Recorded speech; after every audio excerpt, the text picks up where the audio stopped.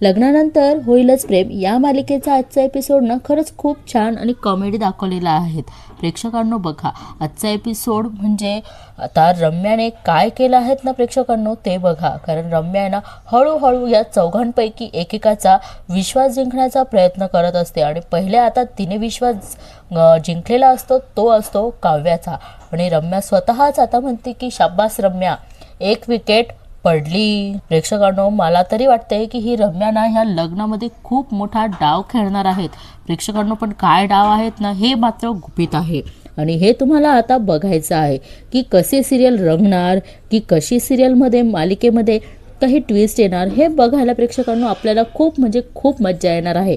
काव्यार्थाचं लग्न आणि जीवांदिनीचं लग्न आपल्यासाठी खूप स्पेशल असणार आहेत का? कारण गुरुजींनी सांगितल्याप्रमाणे लग्न तर निर्विघ्न पार पडणार आहेत.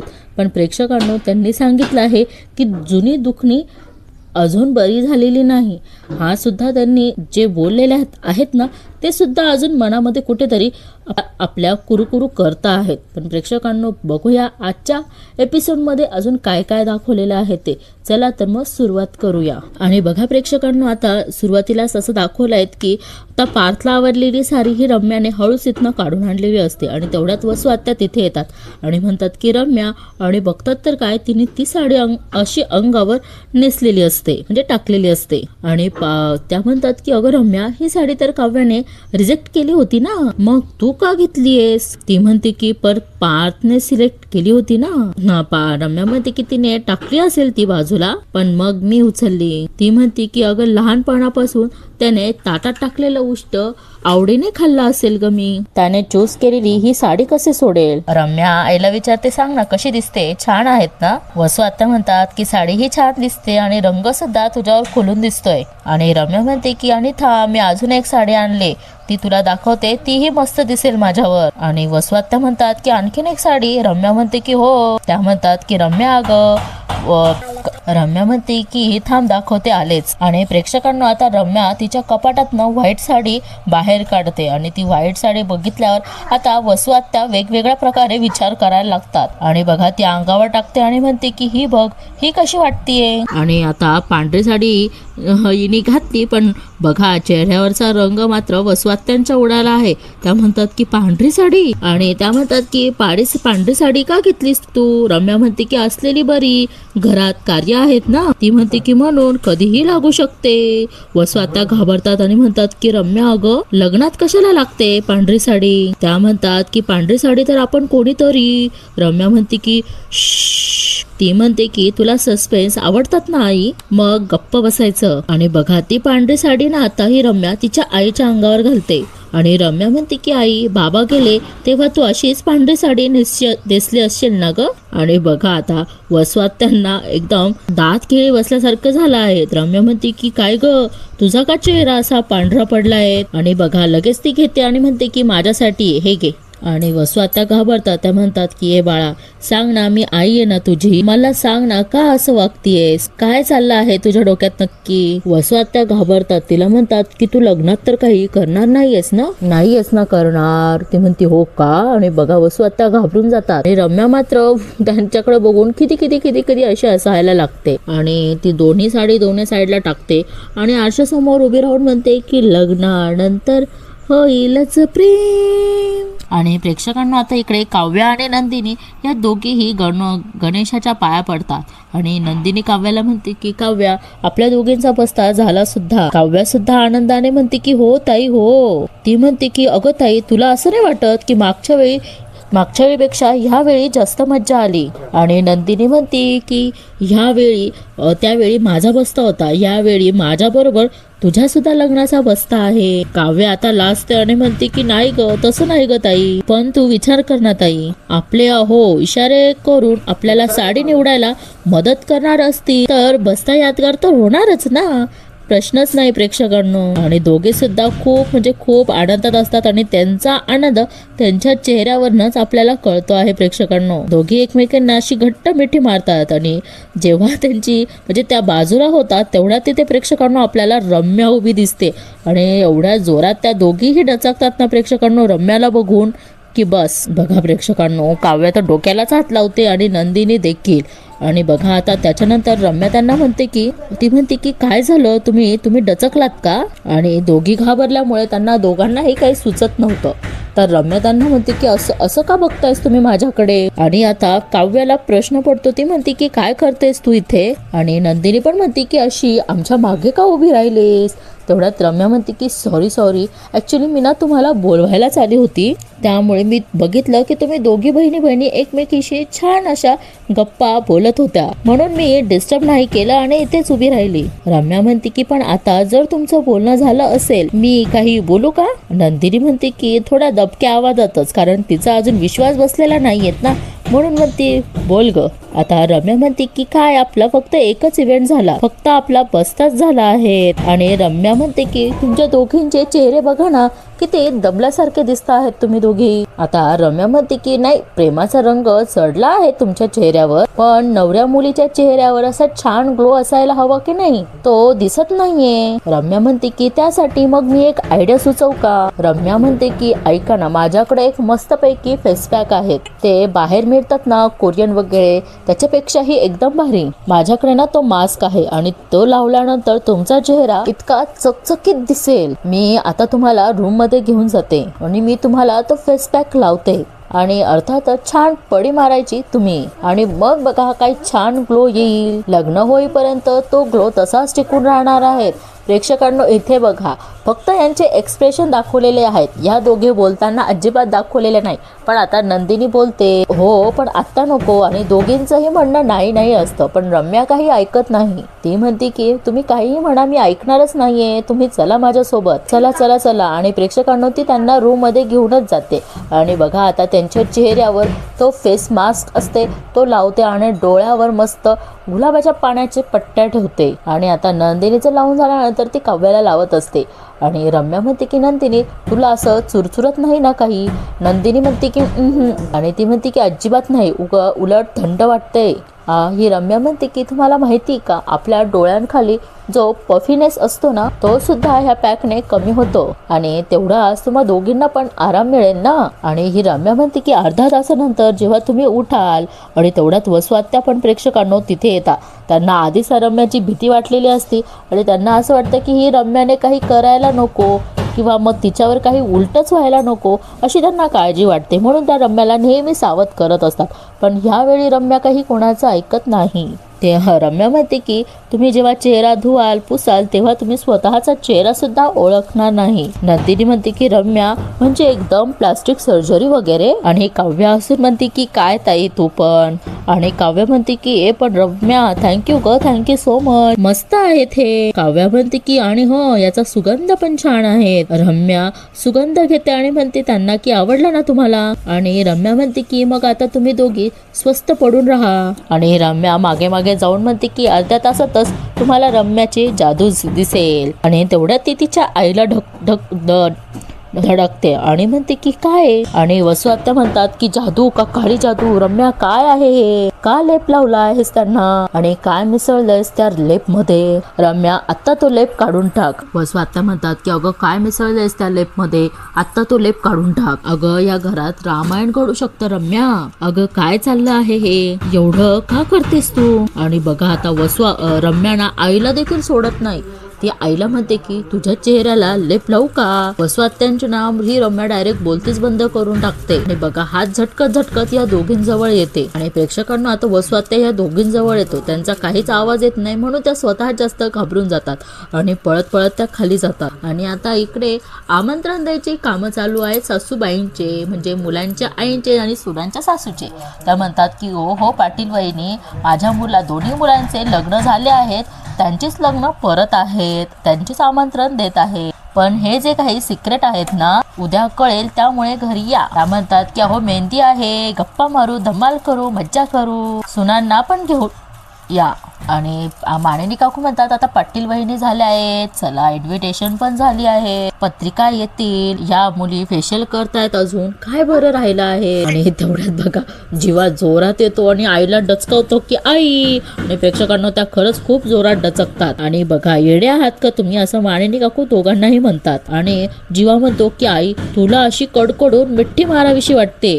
त्या म्हणतात की हो. आणि हा बघा लाडी गोडीला होतो पाठ, म्हणतो की एकटीच काम करते ग माझी माय, दमत पण नाही. त्या म्हणतात की काय काय एवढं प्रेम काय अचानक. आणि जीवा म्हणतो की प्रेम तर तू करतेस, तू आई, आई म्हणून, सासू म्हणून. जीवा म्हणतो कोण कोण कोण करतं, कोण कोण एवढं. आणि मानिनी काकू दोघांनाही म्हणतात की काय काय मध्येच काय चाललं आहे ते. तो पार्थ होतो की आई मध्येच नाही, तू सासू म्हणून किती समजूतदार आहेस, गोड आहेस, बघ ना तू आता एवढं प्रेमाने सगळ्यांना इन्व्हिटेशन सुद्धा दिलंय, तू इतकी चांगली काय आहेस. जीवा म्हणतो की का आहेस. आणि बघा मानिनी काकू म्हणतात की का मग आता राष्ट्र होऊ का. आणि बघा जीवा आता पार्थकडे बघून त्यांचे डोळे मिचकावतो, म्हणजे दोघांचंही गंमत असते. आणि आता जीवा म्हणतो की तुझ्या त्या दोन्ही सुना आहेत ना, सुना. आणि इकडे पार्थ म्हणतो की बिलेंदर आहे, बिलेंदर. जीवा म्हणतो की हा तू वेळी सावध हो. आणि जीवा म्हणतो की नंदिनी करते 2 कामं पण दाखवतेस 10 कामं केल्यासारखं. आणि पार्थ आधी म्हणतो की हो, आणि नंतर जीवाला म्हणतो की अरे नंदिनी तरी 2 कामं करतात, पण काव्या हातात फक्त 2 पुस्तकं असतात, पण त्या पुस्तकातला अभ्यास करता का नाही काय माहिती. जीवा म्हणतो की काय सांगतो. पार्थ म्हणतो की हा मग काय तर किचन मध्ये फक्त कल्टी मारायचं कारण आहे. आणि पार्थ बघा घाबरतो तर एवढा इकडे तिकडे बघतो की कोणी ऐकतंय का. जीवा म्हणतो की तुला सांगतो वेळीच लक्ष देव त्यांच्यावर, एकदा का वेळ निघून गेली ना नंदिनी मला आणि काव्या पारदादाला घरातून घेऊन कायमची निघून जाईल. जीवा म्हणतो की मग तुझी मुलं तुला दिवस दिवस दिसणार नाहीत. प्रेक्षकांना मानिनी काकूंना माहिती हे दोन्ही पोरं माझे खूप विचित्र आहेत आणि ते मजा काही करतात हेही त्यांना माहिती. पण बघा ना प्रेक्षकांना यातही किती आनंदाने किती आनंद साजरा म्हणजे सेलिब्रेट झाल्यासारखंच वाटतं आहे. आणि बघा इकडे जीवा म्हणतो की म्हातारी एकटीच घरात. तेवढ्यात मानिनी काकू आता त्याला एक फटका देतात, म्हातारी कोणाला म्हणालास. पार्थ म्हणतो की काय आई, कलियुग आहेत, कलियुग, घोर कलियुग, काही येऊ शकतं. आणि इकडे बघा मानिनी काकू मग म्हणतात की मग तुम्ही काय कलियुगातले म्हातारा म्हणतोय की अगं असं काय करतेस, हाच पॅटर्न आहेत ना देशमुखांचा. आणि बघा आता मानिनी काकू जास्तच करतात, त्या म्हणतात थांब तुला दाखवते पॅटर्न देशमुखांचा. जीवा म्हणतो की नाही नाही नाही आई नाही. आणि बघा तेवढ्यात बेलचा आवाज येतो. जीवा म्हणतो की आल्या आल्या आल्या आल्या पत्रिका आल्या. आणि बघा आता दोघे तिघेही पत्रिका घ्यायला जातात. आणि बघा आता त्या पत्रिकावाल्या मुलासोबत काव्यानंदिनीचे बाबा असतात. आणि जीवा म्हणतो की बाबा आले बाबा आले. आणि धनंजय बाबा म्हणतात की तुमच्या लग्नाच्या पत्रिका घेऊन आलो आहोत, तो मला खालीच भेटला. मानिनी काकू म्हणतात की हो का. आणि तो बॉक्स आता ना त्या मुलाकडनं जीवा हातात घेतो. मानिनी काकू म्हणतात की चला पत्रिका वेळेवर आल्या ते बरं झालं. आणि बघा आता तो मुलगा धनंजय काकांकडे म्हणतो की सर तुमचं बिल. तेवढ्यात पार्थ म्हणतो की द्या इकडे मी देतो बिल. तेवढ्यात बाबा म्हणतात की अरे नाही नाही, अरे मुलाकडचे मुलीकडच्यांना लुटतात. बाबा हसून म्हणतात अरे तुम्ही थोडं तरी मला लुटा. आणि आता मानिनी काकू म्हणतात की बघा ठरवा काय ते, तुम्हाला माहिती का आत्ता हे दोघं माझ्या सुनांच्या कंप्लेंट करत होते बरं का. आणि बघा आता पार्थ म्हणतो की मी नाही जीवा जीवा. धनंजय बाबा म्हणतात की जीवा. तेवढ्यात जीवा म्हणतो की बरं बिल भरा. मानिनी काकू म्हणतात की चला पत्रिका देवापाशी ठेवा, बोलव जरा सगळ्यांना, मी दिवा लावते. बघा आता बाबा जातात ते बिल देण्यासाठी. इकडे आता जीवाच्या हातात तो बॉक्स असतो आणि पार्थला घाई ती पत्रिका बघायची. जीवा म्हणतो आणि तेवढ्यात वसू आता तिथे घाबरून येतात. त्या म्हणतात अरे पार्थ नंदिनी आणि काव्याला या रम्याने ना फेस मास्क लावून झोपून ठेवला आहे. आणि बघा प्रेक्षकांनो रम्याचं नाव काढल्यावर हे दोघं जास्तच घाबरतात. बघा तो बॉक्स इथे तसाच ठेवतो आणि दोघंही घाबरून पळत त्यांच्या रूम मध्ये जातात. आणि प्रेक्षकांनो आल्यानंतर बघा इकडे काव्याचा फेस मास्क तर बहुतेक काढलेला असतो आणि पार्थ घाबरून तिच्या तोंडावरचं ते काढतो आणि म्हणतो की काव्या. आणि बघा आता काव्या सुद्धा डचकते आणि म्हणते की हो काय झालं. पार्थ म्हणतो की तिच्या गालाला वगैरे हात लावून बघतो, म्हणतो की काव्या तुम्ही ठीक आहात ना. आणि काव्या म्हणते की अहो नाही ओके. आणि आता जीवा सुद्धा जास्त पॅनिक होतो. तो म्हणतो नंदिनी नंदिनी नंदिनी कुठे नंदिनी? आणि रम्या म्हणते की नंदिनी नंदिनी ते का आली? आणि बघा रम्या म्हणते की कसं होता फेस पॅक नंदिनी? नंदिनी म्हणते की रम्या मस्त होता ग फेस पॅक. आणि बघा आता रम्या म्हणते की तुम्ही बसा आता बर्फ लागेल आपल्याला, मी आलेच. आणि बघा आता ह्या दोघांना आता वसवात्याने असं सांगितल्यामुळे ते दोघं जास्तच घाबरतात. आणि बघा प्रेक्षकांनो आता इकडे पार्थ पण काव्याच्या चेहऱ्याकडे बघत असतो की तिला काही ॲलर्जी किंवा काही चेहरा खराब तर नाही झाला ना.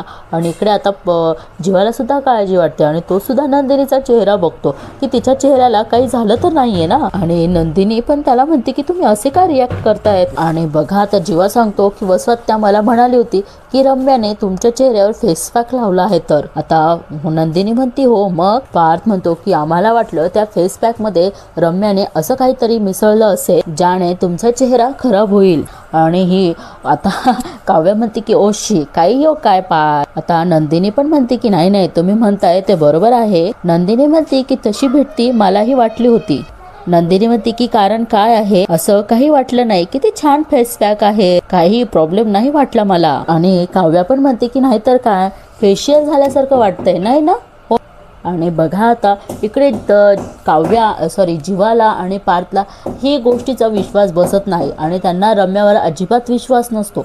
पार्थही तिला जरा प्रश्नार्थकच याच्याने विचारतो की काव्या तुम्हाला खरंच बरं वाटतंय? आणि तो म्हणतो की हे जे काही तिने केले त्याचा आउटकम हाच होता. आणि काव्या म्हणते की हो वेगळं काय होणार आहेत पार्थ? आणि काव्या म्हणाली की आता ताई म्हणाली तसं तिच्या वागण्याबद्दल शंका येणं साहजिकच आहे. तिने स्वतःला आता ऍडमिट केलं आहेत ना, ती बदलली आहेत ना, तिच्या मनात असं आता काहीच नाहीये आणि तिला या सगळ्या सोहळ्यात मनापासून सहभागी व्हायचं आहे. आता काव्या म्हणते की मग आता सर्वदाचं काय झालं ते आपल्याला माहिती आहे ना. आताही फेशियल छान केलं आहेत की तिने. प्रेक्षकांनो इकडे तरी नंदिनीचं आपल्याला अजून वाटतंय की ती थोडीशी गोंधळात आहे, म्हणजे तिच्यावर विश्वास ठेवायचा की नाही. पण काव्य आता पूर्णपणे रम्यावर विश्वास ठेवायला लागली आहे.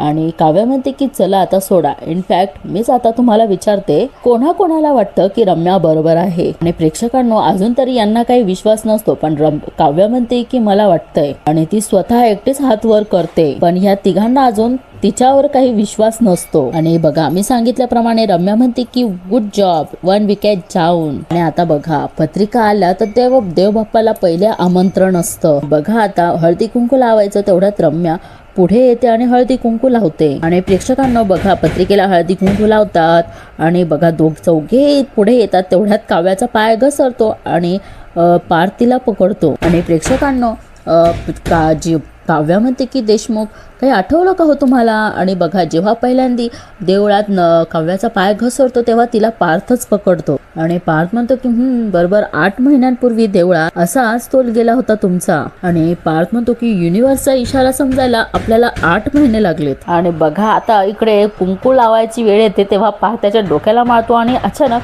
त्याच्या डोक्याला कुंकू लागला जातो. तेव्हा तो म्हणतो की मला सुद्धा तेव्हा गुरुजींनी असंच कुंकू लावलं होतं. नंदिनी म्हणते की तेव्हा आपल्याला काही कळलं सुद्धा नाही. आणि मानेनी काकू म्हणतात की काय कळलं नाही? जीवा म्हणतो की हेच माझी नंदू डार्लिंग माझ्यासाठीच बनलेली आहे. आणि आता पार्थ चिडवतो, म्हणतो की माझी नंदू. आता नंदिनीला असते आणि त्याला म्हणते की अहो काय तुम्ही सगळ्यांसमोर काय असं बोलतायत? तो म्हणतो की काय झालं, सगळे आपलेच तर आहेत. आणि बघा आता ही फोनवर यांचं बोलणं चालू असतं. नंदिनी म्हणते की आज आम्हाला किती सुंदर साड्या मिळाल्यात ना. आणि बघा प्रेक्षकांनो इकडे काव्य सुद्धा म्हणते की देशमुख आहो तुम्ही बस्त्यामध्ये इतके लाजत का होता? आणि ती म्हणते की हेच कळत नव्हतं नवरी कोण आणि नवरा कोण. आणि पार्थ म्हणतो की लाजत नव्हतो, हसत होतो, विचार करत होतो. तेच की कुठून सुरू झालं होतं आपलं नातं आणि आता कुठपर्यंत येऊन पोहोचलंय. आता नंदिनी पण म्हणते की आता बस इथून पुढे आपण कायम एकत्रच राहायचं, मी तुमची आणि तुम्ही माझे जीवांदिनी. आणि ती म्हणते की मी आतावर पण लिहिणार आहेत. आणि बघता बघता उद्यावर आलं सगळं. ती म्हणते उद्या मेहंदी होणार, हळद होणार. जीवा म्हणतो की उद्याची मेहंदी स्पेशल असणार. आणि जीवा म्हणतो की मी आतापर्यंत मार्कने लिहित आलो तुझ्या हातावर जीवांदिनी, पण उद्या तुझ्या हातावर मेहंदी असणार आहे. आणि इकडं काव्या पण तेच म्हणते की देशमुख उद्या माझ्या हातावर मेहंदी पण असणार आहे आणि त्या मेहंदीत तुमचं नावही असणार आहे. आणि पार्थ म्हणतो की हो ना, मागच्या वेळेस तुमच्या हातावर मेहंदी लागलीच नव्हती. आणि पार्थ म्हणतो की सांगा ना काय नाव लिहिणार? देशमुख की बोका.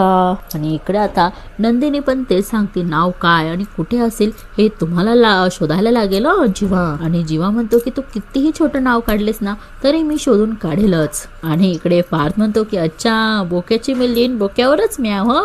बरं बरं बरं, जे वाटेल ते लिहा, त्या दोन्हीमध्ये मी असेलच ना, अजून काय. तेवढ्यात आता ही काव्या बघा काय मागते, ती म्हणते की एक पप्पी हवी आहे. आणि बघा पार्थ आहे ना तिथे बोलता बोलता स्वतः शॉक होतो आणि म्हणतो की काय. आणि जीवाने पण आता तेच मागितलं असतं. तो म्हणतो की एक किस हवा. जीवा म्हणतो की हे बघ, मला किस पाहिजे म्हणजे पाहिजे. केव्हापासून आपलं किस पेंडिंग आहे चकाचक बाई. आणि आता नंदिनी जास्तच लाजते. ती म्हणते की अहो काय तुम्ही असं काय बोलताय. ती म्हणते की आता लग्न तर होणारच आहेत ना. ती म्हणते की लग्न झालं की एकावर एक किस फ्री मिळेल, पेंडिंग ऑफर. जीवा म्हणतो की मला सांग, तू आत्ताच्या आत्ता मला फोनवरनं पप्पी देणार आहेस की नाही. आणि बघा ही नंदिनी म्हणते की बरं बरं देते. आणि ही काव्या पण म्हणते पार्थला, असं काय करताय, द्या ना पटकन. आणि तोही म्हणतो की बरं बरं देतो. आणि तो म्हणतो की ही म्हणते शी काय हो देशमुख, तुम्ही असा आवाज करू नका हो. ती म्हणते की तुम्ही तुमच्या मांजरीला पप्पी देताय, या हिशोबाने पप्पी द्या मोठ्याने. इकडे आता जीवा सुद्धा नंदिनीकडे तेच